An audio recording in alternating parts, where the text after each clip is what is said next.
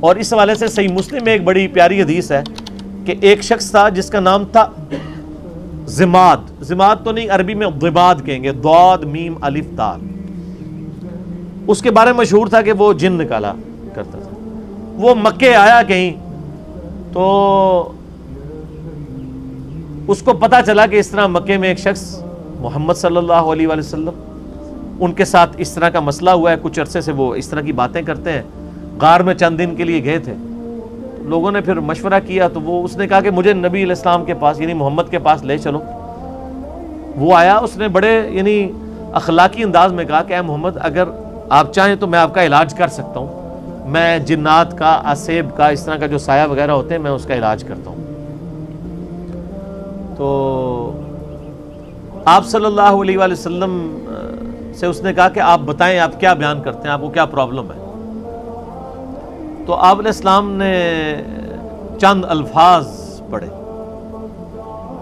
ان الحمد للہ نحمدہ ونستعینہ ونستغفرہ. بے شک تمام تعریفیں اللہ کے لیے، ہم اسی کی حمد کرتے ہیں، اسی سے مدد چاہتے ہیں، اسی کی طرف رجوع لاتے ہیں. من یہدہ اللہ فلا مضل لہ، جسے اللہ گمراہ کر دے، جسے اللہ ہدایت دے دے، اسے کوئی گمراہ نہیں کر سکتا. ومن یضلل، اور جسے وہی گمراہ کر دے، فلا ہادی لہ، اسے کوئی ہدایت نہیں دے سکتا. واشہد ان لا الہ الا اللہ وحدہ لا شریک لہ، اور میں گواہی دیتا ہوں کہ اس اکیلے اللہ کے سوا کوئی معبود نہیں ہے. واشہد ان محمدا عبدہ ورسولہ، اور محمد صلی اللہ علیہ وآلہ وسلم اس کے بندہ ہے خاص اور رسول ہے.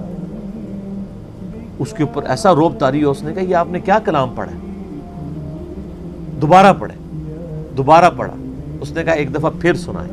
ابھی قرآن تو پڑھا ہی نہیں تھا، صرف آپ نے اپنے خطبے کے الفاظ پڑھے. تیسری دفعہ جب اس نے سنا، اس نے کہا واللہ ایسا کلام میں نے کبھی نہیں سنا. آپ اپنا ہاتھ بڑھائیں، میں آپ کے ہاتھ پہ بیعت کروں، میں اسلام قبول کرتا ہوں. یہ صحیح مسلم میں حدیث ہے. تو وہ آیا علاج کرنے تھا، اس فیلڈ کا ایکسپرٹ تھا.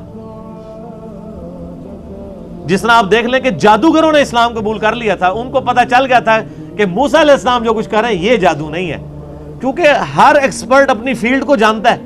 ایک ڈاکٹر کو پتا ہے کہ ڈاکٹر زیادہ سے زیادہ کیا کر سکتا ہے،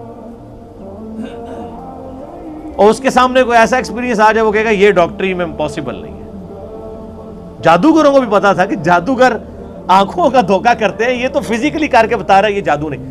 تو جادوگر جن کی بیس پہ فرعون اکڑا ہوا تھا وہ تو مسلمان ہو گئے. اس کے بعد تو فرعون کو ویسے ہی مسلمان ہو جانا چاہیے تھا، لیکن نہیں ہوا، ہدایت اس کی قسمت میں نہیں تھی. یہاں پہ بھی مشرکین عرب جو بار بار کہتے تھے اس پہ جنات کا اثر ہے، جو جنات کا ایکسپرٹ ہے وہ کہہ رہے کہ یہ جنات کا اثر نہیں ہے، اور وہ مسلمان ہو گیا. اس کے بعد گنجائش رہتی تھی کہ مشرکین عرب نبی علیہ السلام پہ ایمان نہ لاتے، لیکن وہ قسمت میں ہدایت